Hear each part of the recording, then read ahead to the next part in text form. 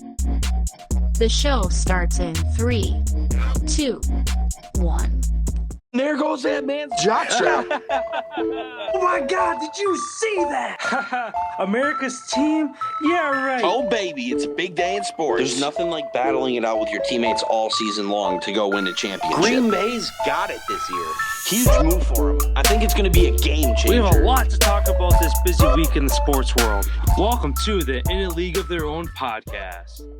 The In a League of Their Own podcast is brought to you by Golf Kicks. Screw your shoes.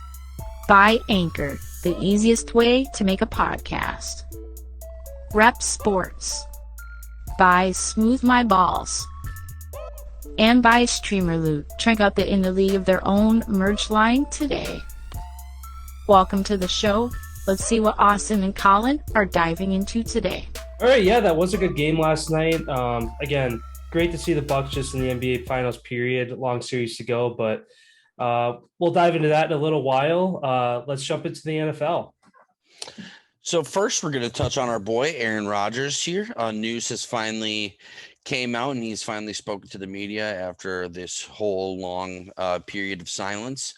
And he's just thankful for the opportunity that he's had to work on himself and work on his mental health and really just finding out what he really wants to do going forward. Seems like he's got some football left in him to play. Who knows really what all really went into that, but everybody's a different person, and he came and just blatantly said the loudest person in the room's not the smartest always, and how he chooses to move kind of in silence and pick and choose where he says things and what to say, because it has more meaning if you really slide dialogue in like at the right time. It really can hit a heartstring or make a headline or do something along those lines. But it was good to finally hear from him. And then yesterday, the match with Bryson and Aaron taking on Phil and Tom, it was kind of funny. All the little jolts kind of questions if he was going to be back in the Packers jersey, and him just still staying on that same wavelength as, I don't know, I guess we'll see, and that type of thing. And feel like it was just cool to see him out there. You could definitely tell that he's really in a happy place right now. Like how happy he was out there yesterday. It was really good to see. And even if he doesn't return to Green Bay, just thank you for everything that you've done here in Green Bay. We really appreciate it. Yeah, like you said, it's kind of funny. I feel like every time somebody asks him about it, you look at his face and he just has a little grin. Oh, he just knows he has the whole sports world by the balls, and just like he's like, when he wants to come out and say something, he will. And until then, like you said, he sits in silence and just kind of, again, focusing on his mental health, meditating about it and staying healthy in that respect, that he realizes he doesn't have to say anything. He knows the criteria he has to meet. He knows the deadlines and the money he's missing out on at XYZ times of when he does or doesn't show up.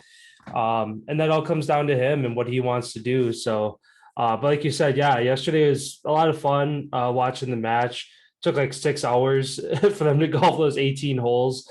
It was kind of cool too. It was all for charity, and on certain holes, if they hit bunkers, like 25,000 meals were donated, and if a bunker shot was used, another 25,000 meals were donated.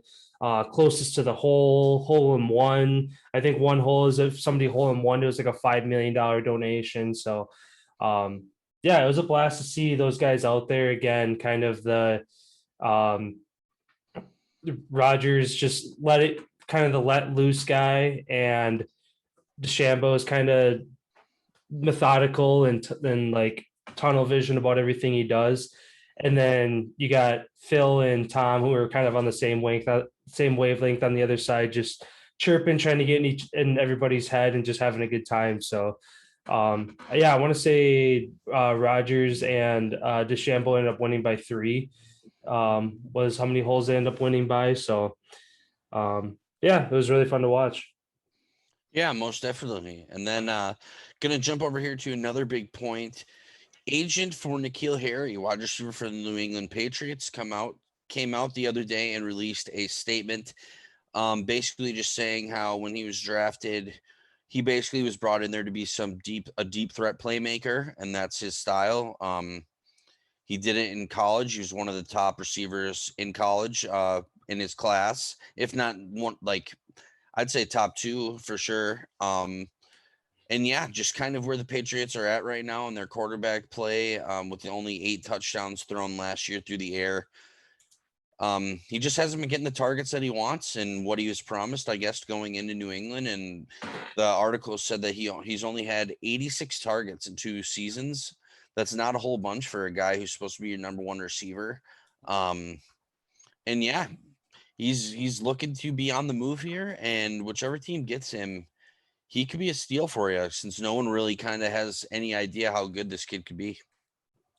Yeah, I was kind of surprised. It's kind of funny too how his agent came out, not him. He came, or like the actual player came out with a trade, and it kind of feeds again into that stigma of people are afraid to talk to Robert Kraft, talk to Belichick when they want out or they want certain things, like Tom eventually leaving, and then Edelman retiring, and Tom joked about, oh, he was just too afraid to tell Bill about wanting to leave, so he just retired instead, and he's going to end up coming back.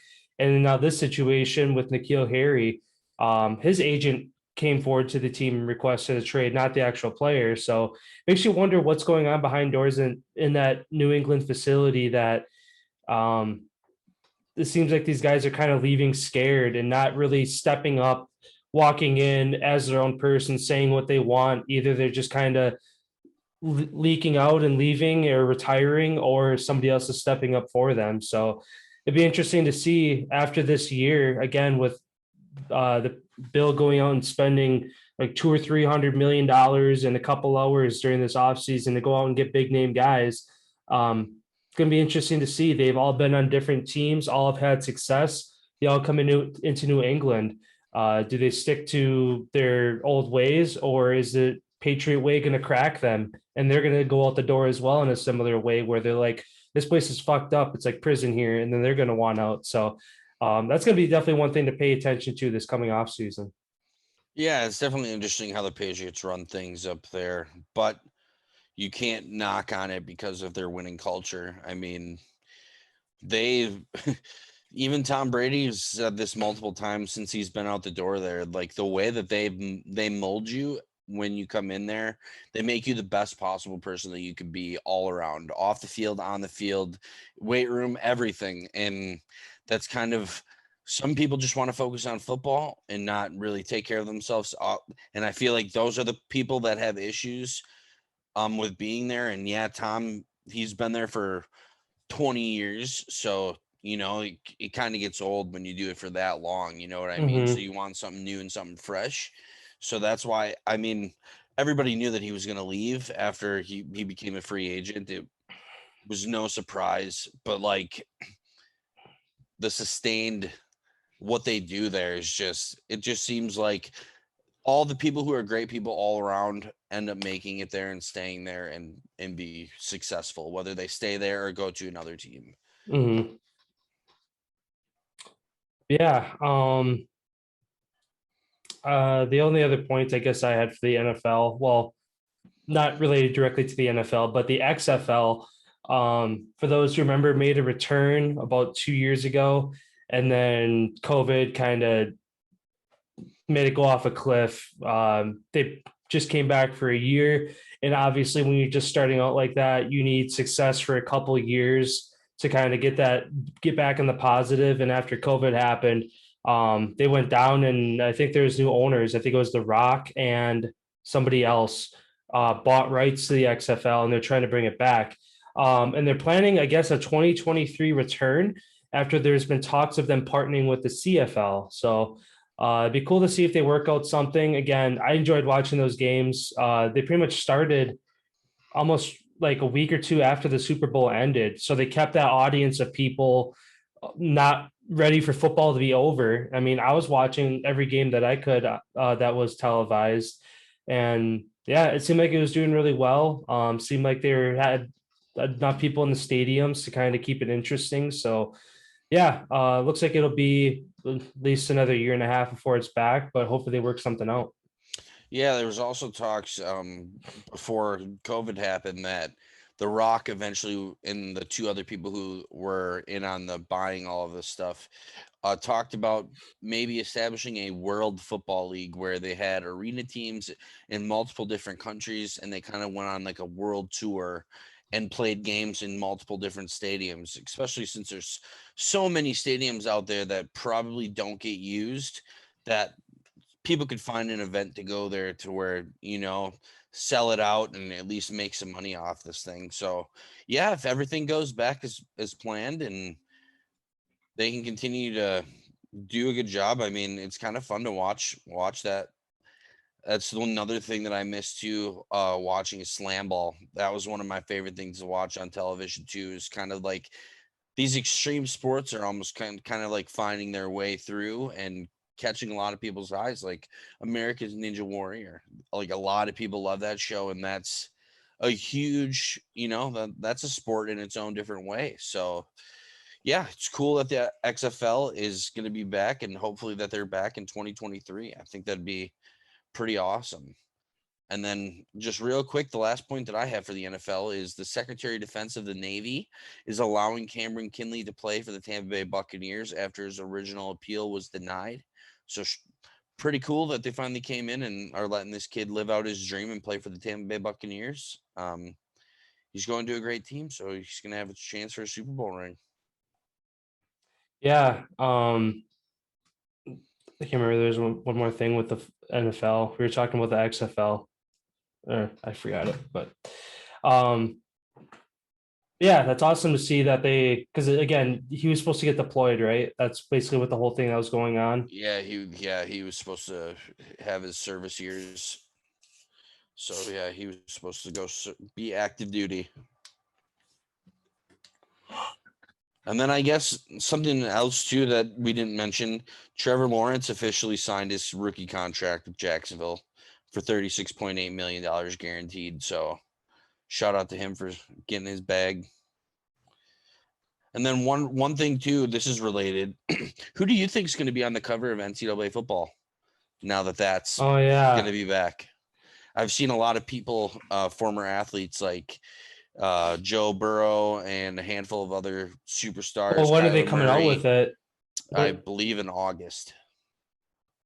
Oh, so they're coming out with it that quick? Yeah, because they posted a thing who should be on the cover. Well, I know for a while it was kind of like how the NFL does either like a Super Bowl champion or the reigning MVP. NCAA would usually do the Heisman winner. So that by that it would be Trevor Lawrence would be on the cover from last year. He didn't win the Heisman last year. I thought he won the year before that. I thought the wide receiver from Alabama won the Heisman. You're right. Yeah, you're right. Devonta Smith or Devontae Smith. Yeah, I forgot about that. I was thinking that was 2 years ago and Lawrence was last year, but yeah, that was the other way around. I thought Lawrence was 3 years ago because Burrow won it. Yeah, Burrow won it. Did Lawrence ever win it? He won it his freshman year. Oh, okay. Because he only played 3 years, and he could if Jacksonville was going to take him, he was going to stay. That type of bullshit, all those rumors. But yeah, that was his freshman year, which is so long ago. That is when he won the Heisman. Okay, so yeah, it could be. I mean, it could be Kyler him. Murray it could was be beforehand. Baker Mayfield. There's so many people that you could put on there. Jonathan Taylor. Mm-hmm. There's so many. I wonder if they do a collab of like all of them faces on it. Yeah, because I don't think they're going to pick somebody current, or I don't think that Devontae Smith, I don't think really would make sense because he's not like the face of college football. Well, I feel like it's got because Madden is coming out in August as well. It makes me wonder if it's going to be.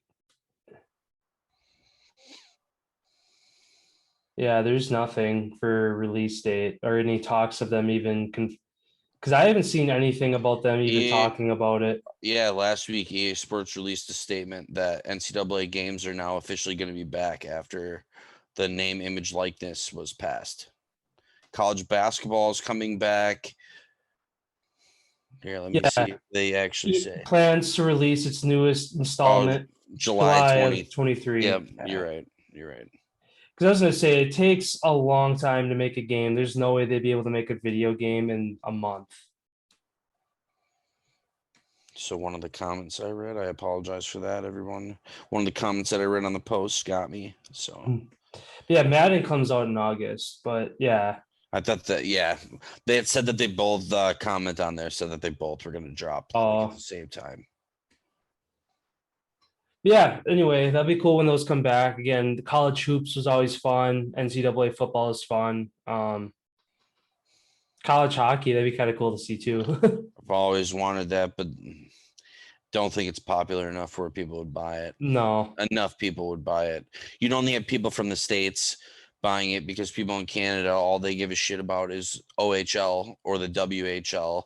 And those guys are literally in the game NHL. Mhm. Where if they were to incorporate that, I feel like the NHL video game should incorporate that underneath its wing and kind of make it like you can play as college teams with the rosters, that type of thing. But yeah, no way NCAA would go on a limb like that and do that, even though it would be awesome. Yeah. That would be awesome to see that. Just like track and field games. I remember when they used to have those growing up as kids. It's like, where did all those go? Those are so much fun to play. Mhm. Yeah, the only even like apps, because there's like an app I always play on my phone of like a track and field game, and it was pretty basic and not a whole lot to it.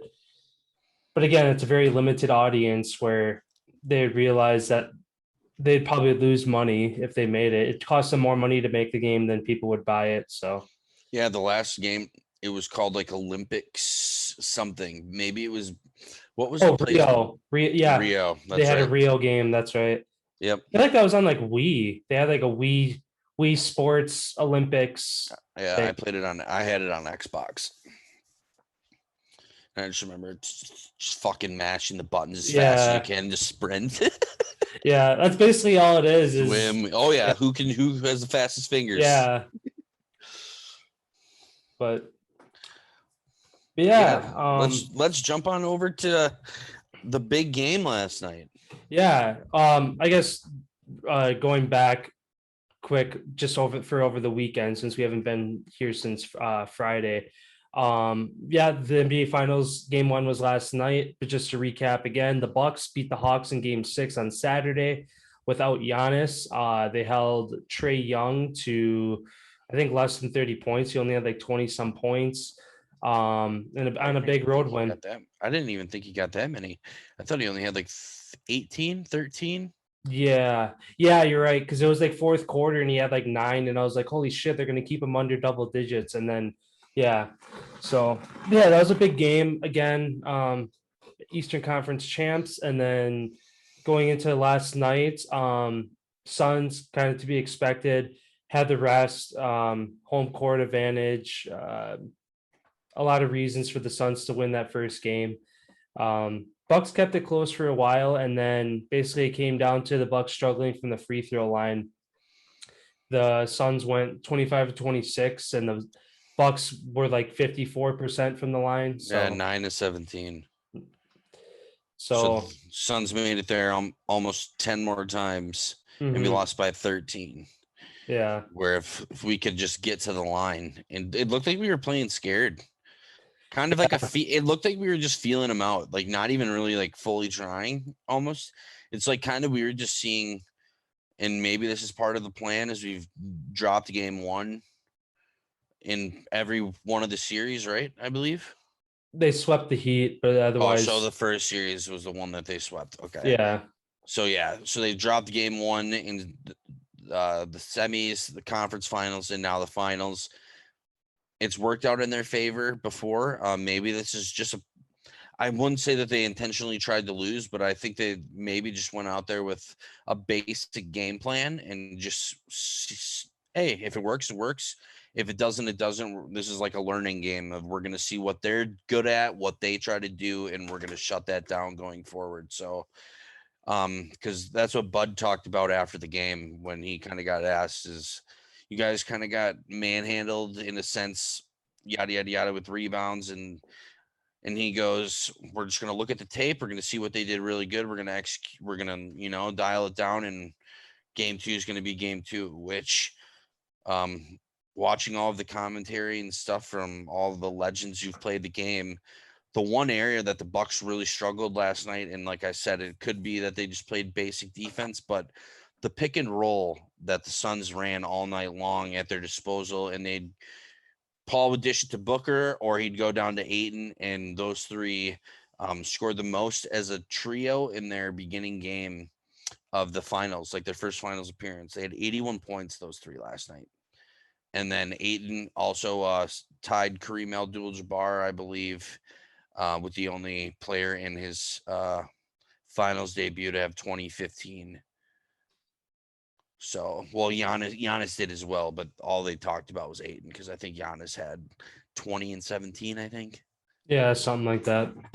So, yeah, the other thing was second chance points. The Bucks had a lot of offensive rebounds right under the basket, and they'd hit the rim or completely miss it. Dude, do you remember that one time where Lopez was underneath and he tipped it from the right side over the hoop, got up, tipped it again with his left hand, went over the hoop, and then he tipped it with his right hand again, and he missed it. It was like 3 shots, just missed. Yeah.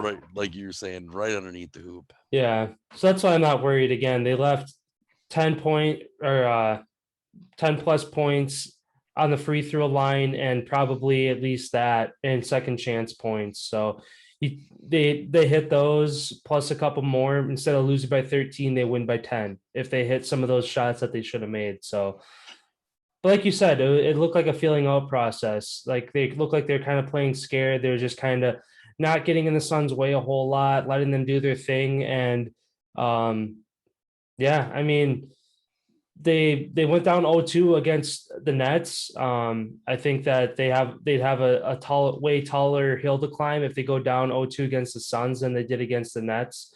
But at the same time, you go home, you protect home court and win 2 in a row. It's a 2-2 series at that point, having that crucial game 6 at home. So yeah, not too worried. Again, game 2, each one of these games is completely different from the last. Yeah, you look at the tape, but at the same time, the Suns are going to make adjustments to where they're going to be running new stuff to try to throw the Bucks off. So, yeah, it's good to see Giannis back again too after missing the last few games with his knee injury.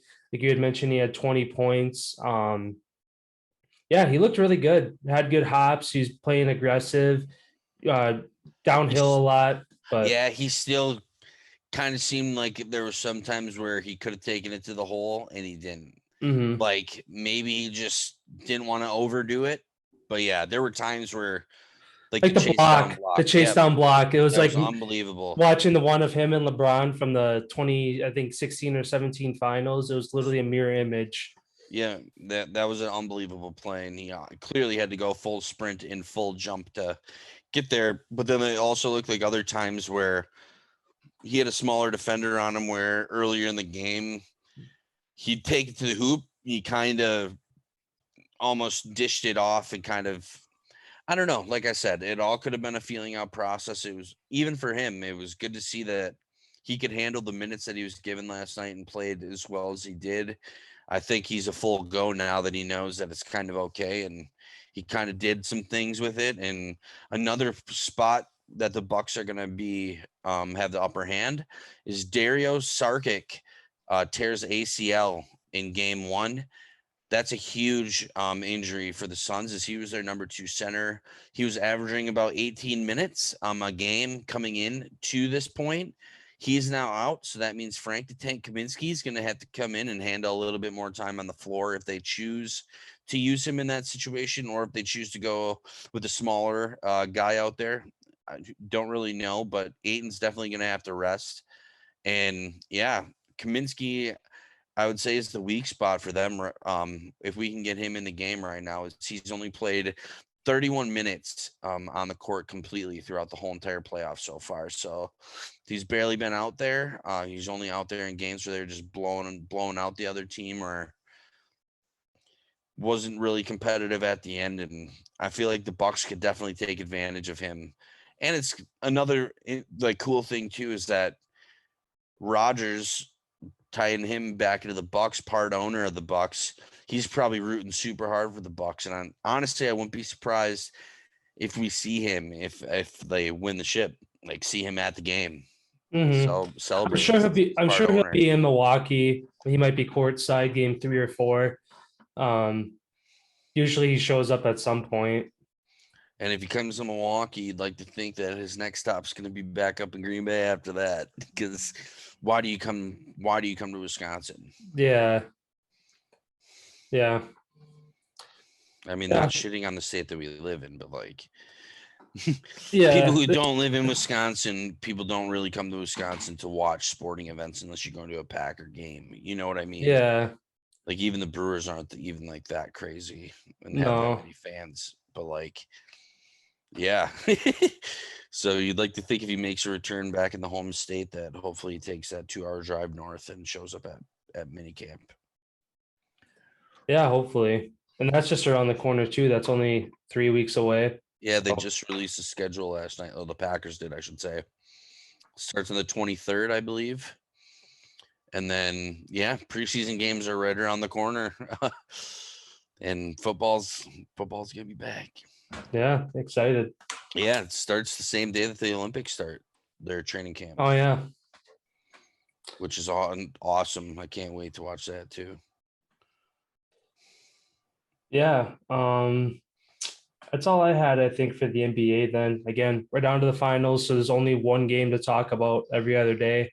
So, yeah, that's all I had. Sounds good. It's hump day. You know what that means. Wisconsin Wednesdays.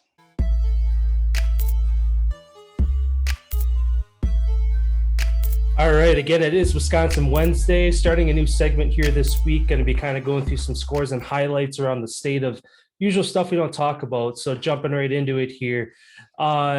Last week, briefly talked about baseball, WIA baseball. Sun Prairie wins yet another D1 baseball championship. And senior catcher Josh Karen, however you say that, is named the D1 player of the year. A number of games were rescheduled yesterday due to weather in the Northwoods League. Currently some standings. Traverse City Pitt Spitters sit atop the Great Lakes East Division. The Fond du Lac Dock Spiders first in the West. And then over in the Great Plains divisions, the Waterloo Bucks hold a sizable 9.5 game lead in the East, and the St. Cloud Rocks first in the West. I'm actually going to be going to a Dock Spiders game tomorrow, so I'll be sure to mention on Friday's episode if there's any worthy highlights to talk about. And then over to Badger football for the last couple points here. Badgers walk-on Matt Henningsen signs an endorsement deal with the Degree Deodorant. Has a really cool story. Again, going from walk-on to scholarship. He joins, I believe, 15 other athletes. Degree has a special endorsement deal that they're doing with college athletes, and he's one of them. And then the Badgers land transfer Tommy Bruner. He joins his younger brother, Joe, who is a 4-star recruit also. He's a top-rated lineman out of the, I think, 2019 draft class. So always cool to see brothers teaming up. I mean, it's kind of a deja vu moment again. Watt brothers making their run through the Badgers, and now Bruners. And again, with Badgers being kind of offensive lineman university, just cranking out hosses year after year. So yeah, that's all to highlight kind of this week. Again, I'll just be jumping all over the place. Anything to mention around the state of Wisconsin, you'll be hearing it from us on Wednesdays. Beautifully said. Now let's hop over into the MLB. What's happening over there? All right. Brewers, they acquire first baseman Rowdy Tellez from the Blue Jays in exchange for 2 pitchers. He's not going to be seeing the field immediately. He's currently in the AAA, but just some movement down in the lower teams. They had a doubleheader today with the Mets after a rain delay yesterday. They did lose their first 4-3. That just finished up, I believe, within the last hour. They were up, they were up 3-3, or up 3-2, or they're tied 3-3 in the eighth inning. Mets had the bases loaded, nobody out, and then shot to the outfield, ended the game in 8 innings. So that second one is scheduled for 6:10. So in just over an hour here, they'll be back out on the field to try and avoid the sweep. They've lost the first 2 games of that series, so they're going to try to avoid the sweep. The Rays and Indians also had a doubleheader today. The Rays won that game, the first one 8-1, and extend the Indians' losing streak to 8. Ohtani pitches 7 innings yesterday and notches a RBI double in a 5-3 win over the Red Sox. The Phillies hand the Cubs their 11th straight loss yesterday. Shout out Chicago fans. As just 2 weeks ago, they were neck and neck with the Brewers, top of the Central, and now it's 8.5 games back in 4th in the division. So I'd like to say hopefully they turn things around, but hopefully they don't. So, and then the last part here, amidst the drama around Trevor Bauer's sexual assault allegations, the Dodgers cancel his bobblehead night, which is scheduled for August 19th. So for those aren't familiar with that, he had a woman come out and basically just say she was sexually assaulted. So he's kind of on that fence right now of waiting for, I guess, more evidence to come out, or he's basically, the only thing that's come out and said, oh, is consensual, which, I mean, that's all he's going to say at this point. So as more comes out about that, we'll dive into it. Yeah, I did a little bit of digging into that earlier, and some of the stuff that came out, text messages, is looking like, unfortunately, that this woman may have just like regretted doing something that she didn't want to do.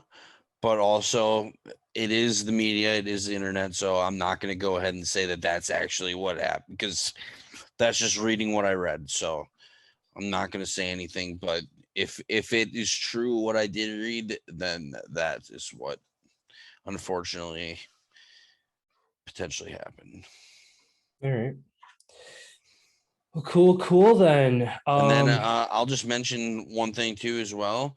Ohtani will be pitching, hitting in the home run derby, and playing in the outfield all-star weekend, the first person to do all 3. So that's pretty awesome that he's going to do that. And then somebody got added to the home run derby, so now they have 4.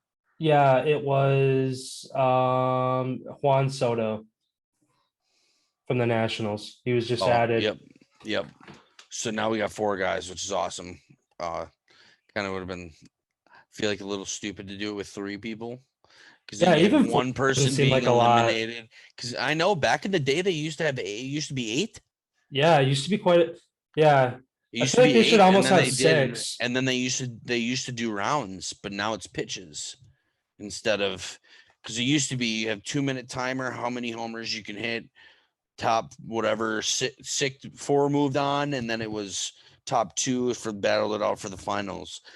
And then now they do it off of pitches with the gold ball and all that shit. I don't know. However it works. I haven't watched it in a couple of years. Yeah, I haven't either. But yeah,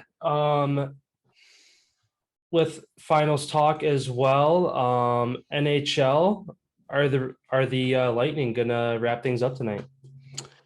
I'm gonna say no, that they're not going to. I think Montreal is gonna steal another game here on the road. If they score first, look for them to go into shutdown mode. Now that they've kind of stolen a game and kind of gotten their feet, back wet underneath them and kind of settled back into the series here, if they can just cut out a few of their mental lapses of the turnovers at the blue line, Tampa has capitalized on every single one of them.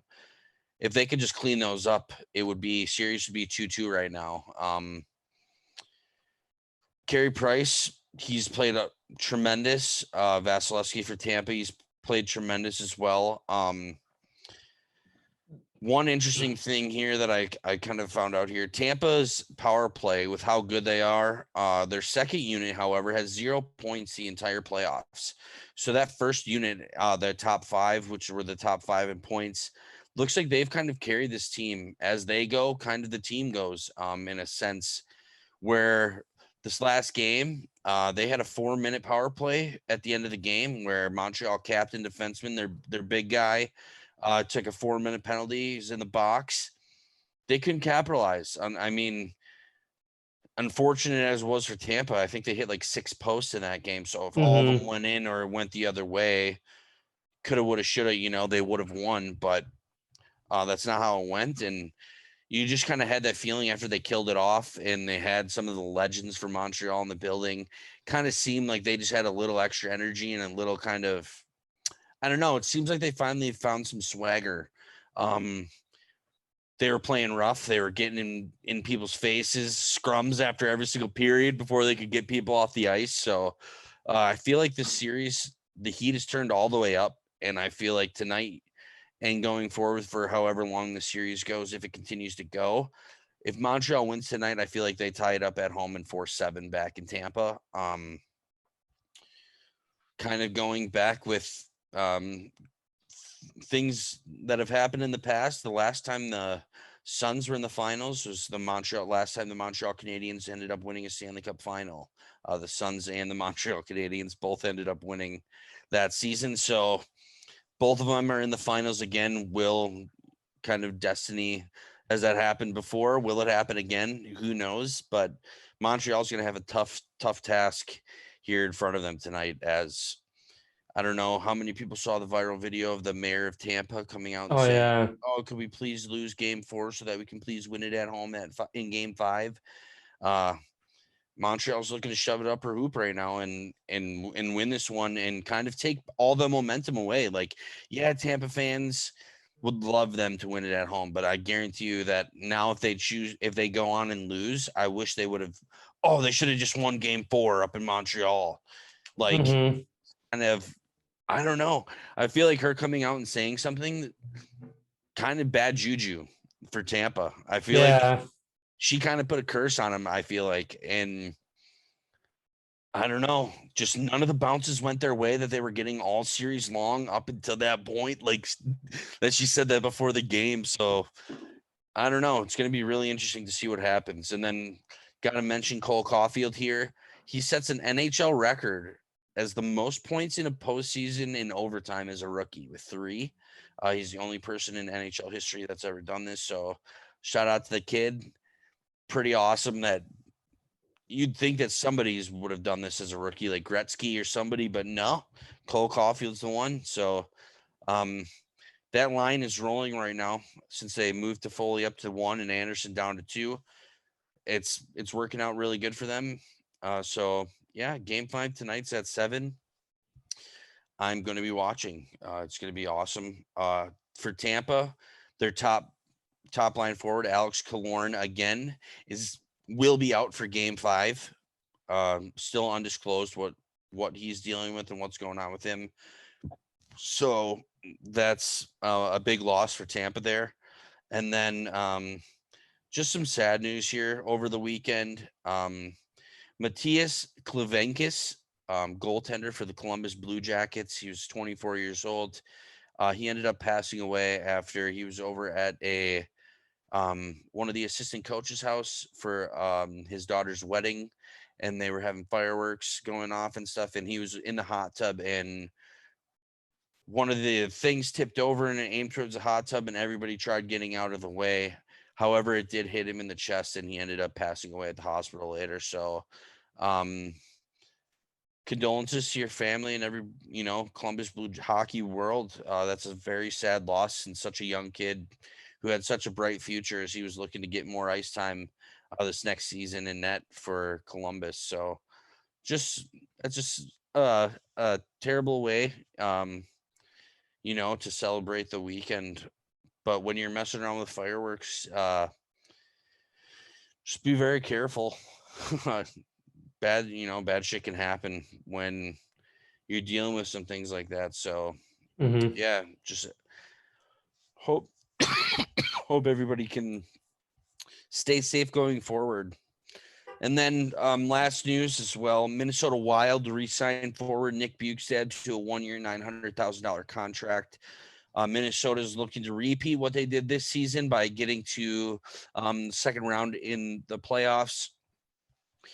They're hoping that rookie Kirill Kaprizov comes back, as turns out in the KHL, the person who made the most money has retired. So there's talks of him potentially getting paid up to $17 million a season to stay at home in the KHL, which he wouldn't get paid a sniff of it. Like, he wouldn't get paid that in the NHL. But does he want to win the Stanley Cup? How important is that really to him? Or does he want to be a Russian superstar his whole life and live it up over there? I mean, either way, kid's studied hockey, so whatever he chooses to do, good for him. That's pretty awesome that the first year that he gets in the NHL, he wins Rookie of the Year and says, okay, peace, pay me 17 mil. So I like vodka. I want to party. Let me score goals. But yeah, that's kind of all I had for the NHL here. Yeah, that's really all I had. Yeah, I didn't have really anything else to add for today. Again, end of the month Olympics. Oh, one thing to mention with the Olympics, again, with the whole thing with Sha'Carri Richardson, she's not going to be competing at all. She was scratched from the 100-meter dash, which was her main event, but she was eligible to be in either the 4x1 or the 4x2 relay. She was supposed to be in both. Yeah, and the USA Olympics team released her the roster, and she was not on it. So she's not going to be competing in either of those either. Whether that was her decision or their decision to not have her, I'm sure she'd like to be there, but also I wouldn't be surprised if she was standing her ground and said, all right, if you're going to scratch me, I don't want to be in it at all. So who knows what exactly went down with it, but she did come out as well earlier this week and say, yeah, it sucks what happened, but don't worry, I'll be back to win the world championships next year. So at least she's got her head up high about the whole situation, and I'm sure it's not going to be the end of her career as a runner. So yeah, her suspension would have been up actually before the relays would have went, so she technically would have been eligible. It came out to say the early reports that I read was that whoever filled out the thing, they totally forgot to put her name on there after she was suspended from the 100-meter, that they brain lapse when they were coming together for the relays and totally just forgot to put her in there. Obviously, who knows if that's true or not. I'm pretty sure she probably told them, well, fuck you guys, kind of a thing. But yeah, we'll see. And then other news for the Olympics as well. Jason Tatum is wearing number 10 jersey for the Olympic team, same that Kobe wore. He said this isn't taken lightly, and he's honored to wear this jersey. And they have a lot to prove. Look for USA to come out and dominate this Olympics in honor of Kobe. I feel like this is a big, with Booker on the squad, Middleton. I feel like a lot of those guys are really going to tear it up, and I look for USA to bring home the gold. Yeah, it's definitely one of those more stacked rosters. Again, they've had rosters with Kobe and LeBron and nothing compared Chris to the Paul. Dream Team back in the day. Yeah. But like I think like the last Olympics and the one before that, the rosters were like, okay, like they had some good guys, but this one seems like it's one of the better ones in the past couple Olympics. Yeah, and then our baseball team, hope we don't take last. Yeah. I saw the roster, and there's like a handful of retired guys who are playing in like old vets that are playing in the AA right now or AAA. Like I've seen a handful of guys that are end of their career. But I mean, now that baseball is added, I mean, you can kind of pay them the omen of how they've never got to go because it never was there. So maybe this is like a tribute to all the vets that kind of want to do it for one more hoorah. Yeah, it's cool just in general to see all the events that they've added this year. Speed walking. We got a guy. Dude, we got a guy. US got one. Let's go. Yeah. It's 20 miles. Fuck that. Yeah. Yeah, it's a speed walker. Pat McAfee was talking about him the other day, and we have a guy that qualified. He met it's how they set the Olympic standard. Like even if you win, if you don't hit the Olympic standard time, you technically don't qualify for the Olympics. Mm-hmm. We got a guy from the United States that hit that. So it's gonna be what speed walk? Like, is there do they have a max on how fast you can go? I think it's. I don't know. Let me. There has to be a max because you could just like as soon as somebody starts jogging, like, do they get scratched? Speed walking Olympic rules. The walker's front foot must be on the ground when the back foot is raised. Also, the front leg must be straightened when it makes contact with the ground. Judges can caution competitors who push the envelope a touch too far by showing them a yellow paddle. So if you get shown a yellow paddle, you're like almost like running. So they give you a warning.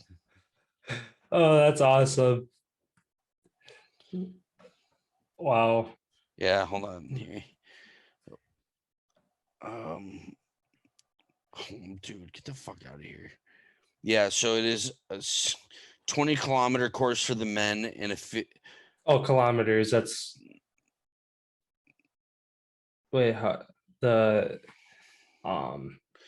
there's a 20 and a 50. There's a 20 for men and women, and then there's a 50 as well for the men.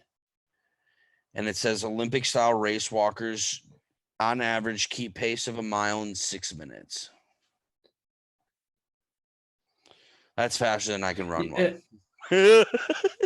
That's cruising, walking a 6-minute mile.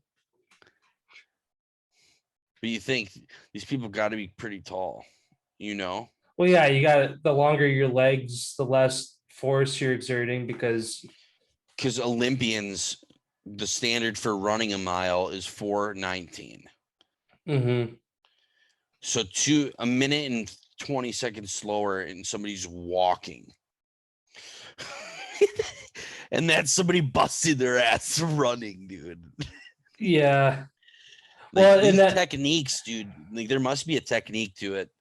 Because if you can seriously move that fast. Yeah, as much as I'm joking about it, I'm actually gonna watch this because I'm curious like how they're gonna pull it off. Yeah, there's that one guy who breaks into a jog, fucking yellow paddle goes up. You're going too fast. I don't know. It's going to be definitely interesting to see what happens because this is the first time since 1906 this has like been like an official sport technically.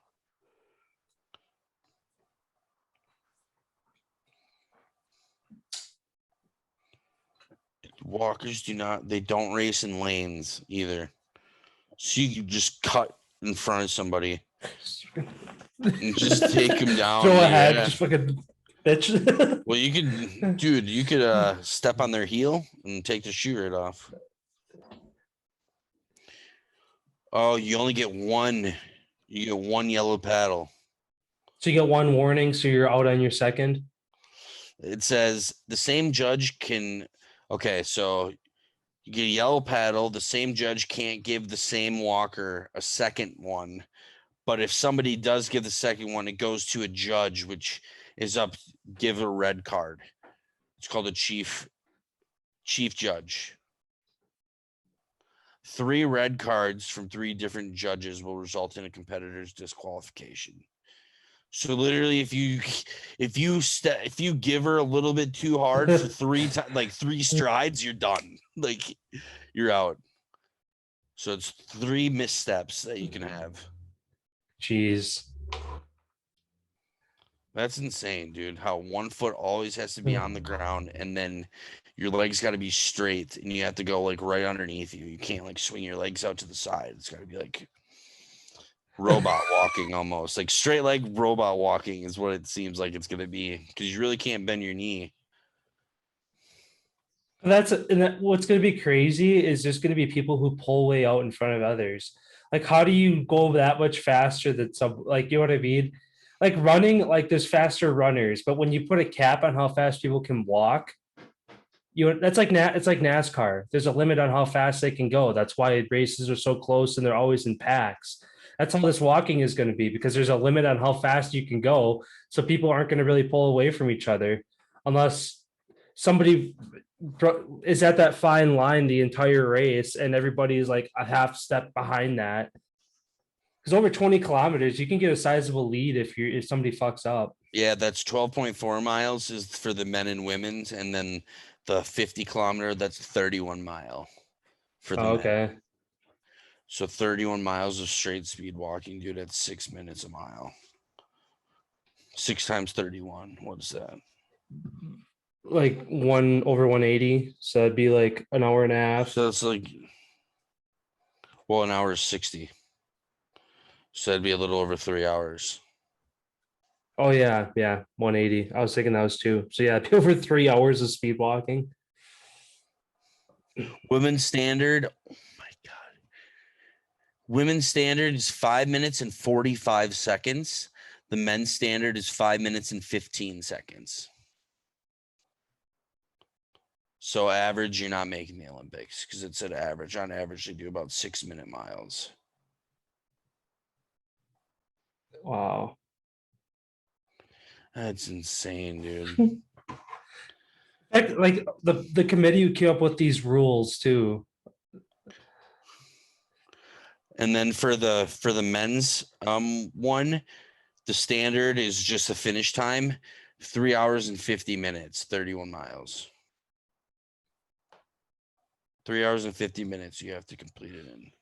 And you can have a max 3 per nation, and we got 1 from the US.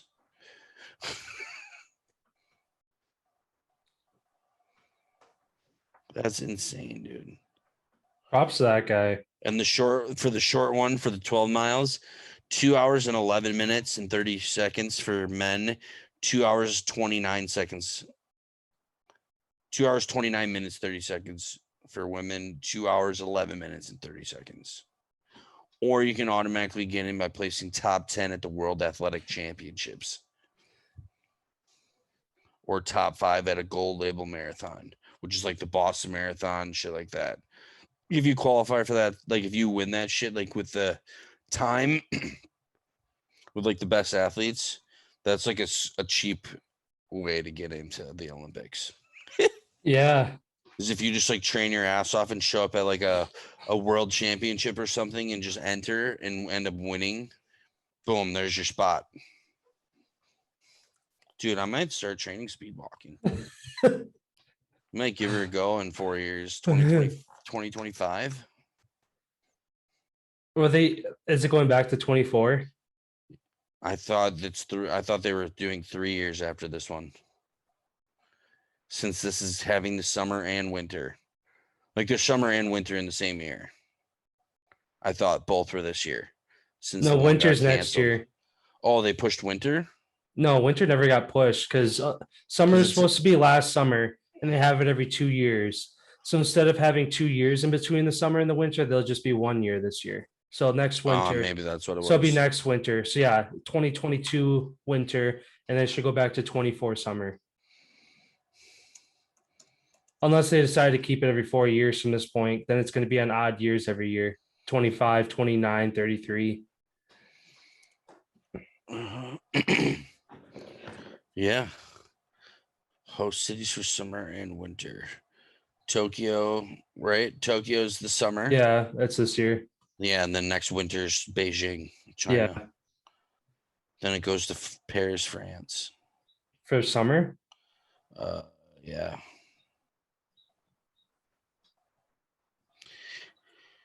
Through 2028 is all decided what's happening. Is any of them in the US? Yeah, 2028 is in LA. Oh, about time. Last time they had in the US was 96 in Atlanta. Which is such an odd, like obviously Atlanta's a big city, but there's at least 10 other cities in the US that are bigger than Atlanta. Yeah, but also you also have to think of the Atlanta probably wasn't as developed as it, you know what I mean? so they can build an Olympic Village in Atlanta, where you can't just build a fucking Olympic Village in Chicago. No. Or you know what I mean?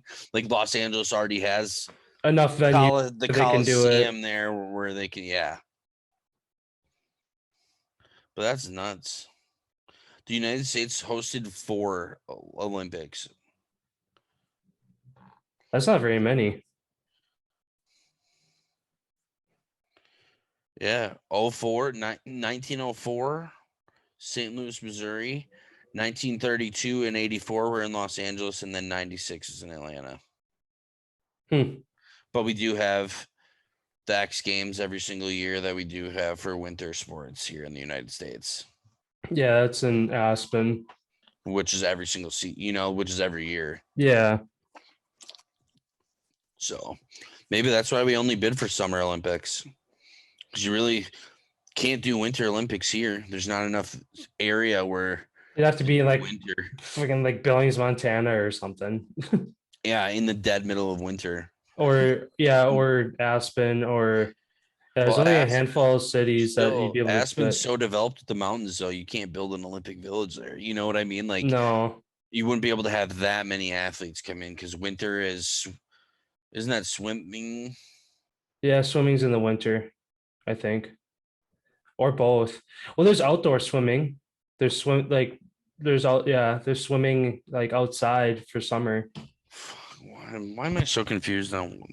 They make it so confusing on what's what. Yeah, well, because there's some events that cross over between summer and winter. And we have the most medals of all time out of any country, which is pretty cool. We have 1,127 gold medals, 907 silver, 794, 2,828 total medals, which is a lot. Thank you, gymnastics. Yeah, no kidding. They win like 20 a year. Yeah. And Phelps he won 8. Yeah.